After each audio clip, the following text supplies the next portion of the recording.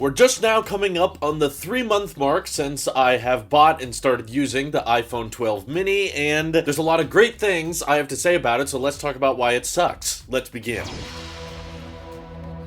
So yeah, 3 months in, I think the main drawback that I talked about in my review, and now I sadly have a little bit of an update for you on that, is the battery life. iPhone 12 mini for my day-to-day tasks has been fine, but on the days when I drive a little bit more than usual, or I go on a little bit of a road trip, or I'm gonna be out and away from the house taking pictures, recording videos for extended periods of time, that's typically when I notice the battery life to be a bit of a drawback. And as I said in my review, if you were looking for a reason to not get the 12 mini, or you're envious of people who bought the 12 mini and thinking, oh, maybe I should have just gone with that, let battery life be that reason for you to feel good that you did not buy the 12 mini, because I am not quite hitting 5 hours of screen on time with the current battery capacity, and unfortunately, my battery health has already dropped by 1%, so basically this phone is entirely useless. I'm gonna throw it away now. But no, genuinely, I was actually quite surprised by that. I have never had battery health drop so quickly on a phone before, and I've pretty much exclusively charged this thing through MagSafe, which is a bit interesting because, you know, that's with optimized battery charging turned on, and that's through Apple hardware that they recommend shipping. And I am very curious to hear your guys' thoughts or experiences with your iPhone 12 devices. If you guys have been charging exclusively with MagSafe, have you noticed the battery health gone down at all? Personally, I don't think it's MagSafe itself that is causing the health to go down. My guess is that it's the fact that the 12 mini battery is so small, and of course the smaller the battery, the quicker the degradation, and on top of that, because the battery is so small, I drain it a lot faster, so hitting 20%, 10%, and sometimes even 2 to 1% at the end of a busy day of usage, I will hit those low numbers way more often. In the past, whether it was my XS Max or my 11 Pro Max, typically I would have to really try hard to get the battery to go down under 10%. And of course, the more often you are killing your battery and depleting it towards zero, then the more it degrades over time. And because on a daily basis, the 12 mini needs to be charged up almost completely compared to my last iPhone, the 11 Pro Max, where it could comfortably last over a day on a charge, and I would really only have to plug it in at the end of the second day of usage, not the first. And perhaps the fact that I was charging it via typical normal Qi chargers, which charged at around 7.5 watts, sometimes 5, whereas MagSafe with the 12 mini is much more common to go over 10 watts wireless charging, and that of course can heat up the battery. So feel free to let me know what updates you guys have with MagSafe charging and that kind of thing. Important thing to remember, battery health dropping 1% after 3 months is really not anything to get upset about. I kind of understand why Apple was hesitant to put in these battery health features, because what they do is they kind of make everybody kind of overly concerned over the battery, when in reality, like, battery health will naturally drop over time. Using your phone is technically bad for the battery, so it's just a matter of how much. And if you drop 1% every 3 months, that still means you're gonna have over 90% for the large majority of the time you're gonna be using your iPhone. And the truth is, outside of the battery, I have almost zero negative things to say about the 12 mini. I guess there was one circumstance where I was on a hike and I was actually looking down at Apple headquarters. I brought my binoculars so that I could try and see what the next iPhone looks like. It's not good. But anyway, I was trying to take pictures of Apple Park, and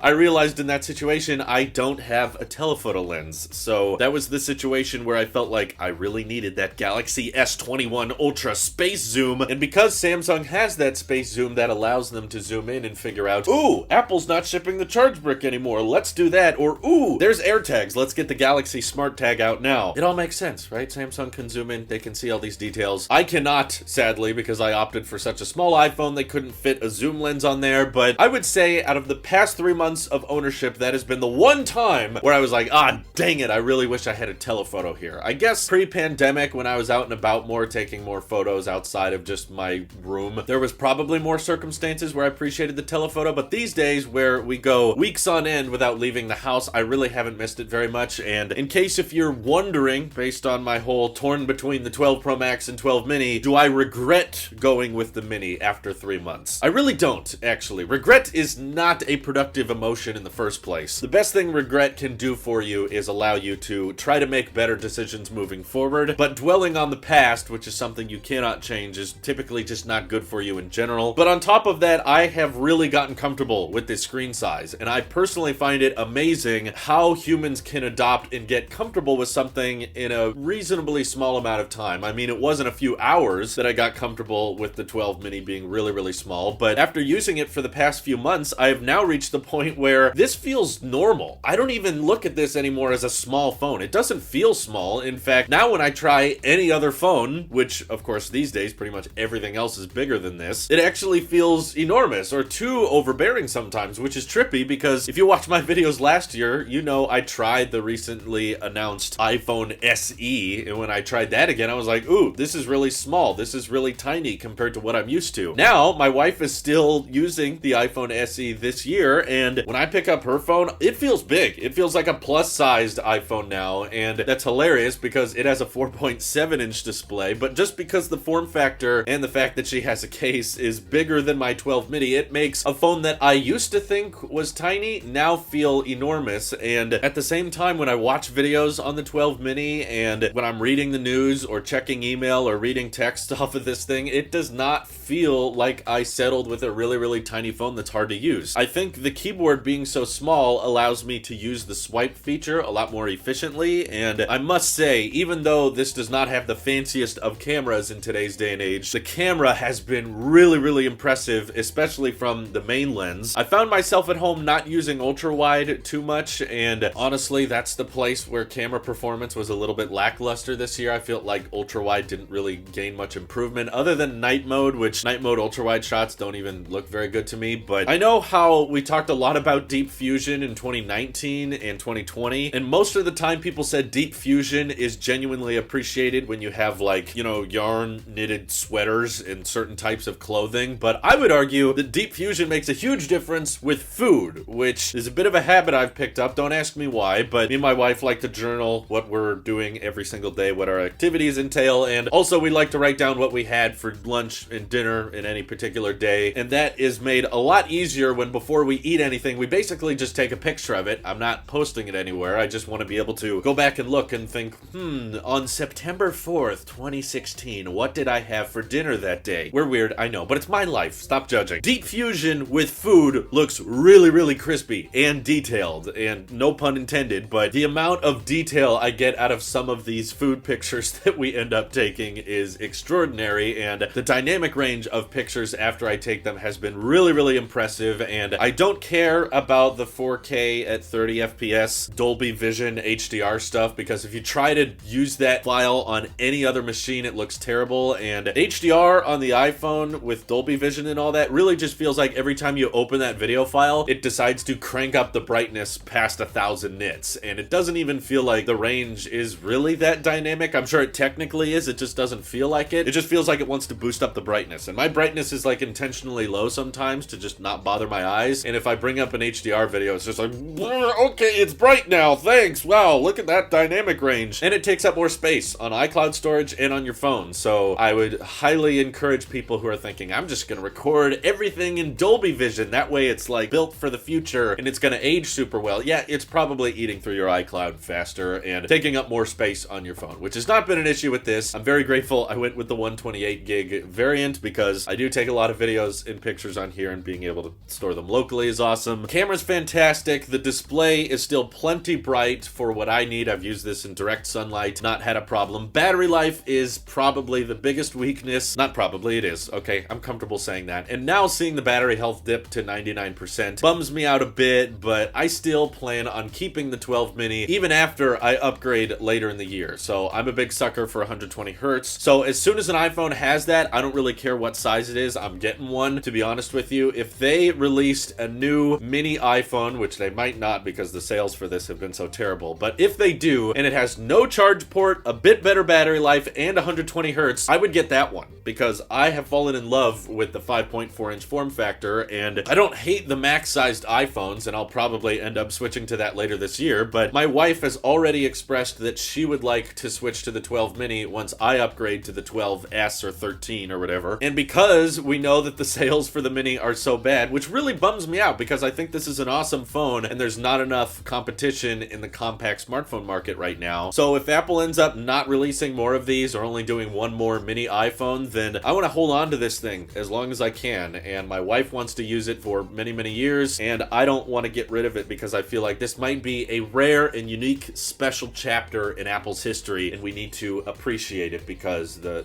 gaming performance has been great. I love how loud the speakers get as well. Build quality is excellent. I haven't noticed any scratches on the front or back. The aluminum has aged much, much better, and the matte finish along the sides looks way more sleek and cool than the stainless steel on the 12 Pro. So I'm very thankful I got this. I just wish the battery was a little bit better, and honestly, I would be very, very tempted. Like, if there's no 120 hertz on any of the iPhones, but they decided to make a 12S Mini and it didn't have lightning, there was no charge port, but the battery was bigger, ooh, I would be tempted, but I don't think I would do it because I don't run into circumstances enough where the battery life is a problem. It just happens probably 2 or 3 out of the past 90 days, like where I run into a situation taking lots of pictures, recording lots of video, doing lots of GPS navigation and that type of thing. I'm like, okay, I gotta get near a charger. But outside of that, 12 Mini has been awesome, and I would still recommend it to a huge number of people, and I feel like it's incredibly underrated. And I've noticed the same thing from everyone who has bought and used a 12 Mini. They seem to love it, and I don't recall a lot of people buying the 12 Mini and keeping it for a few months and then saying,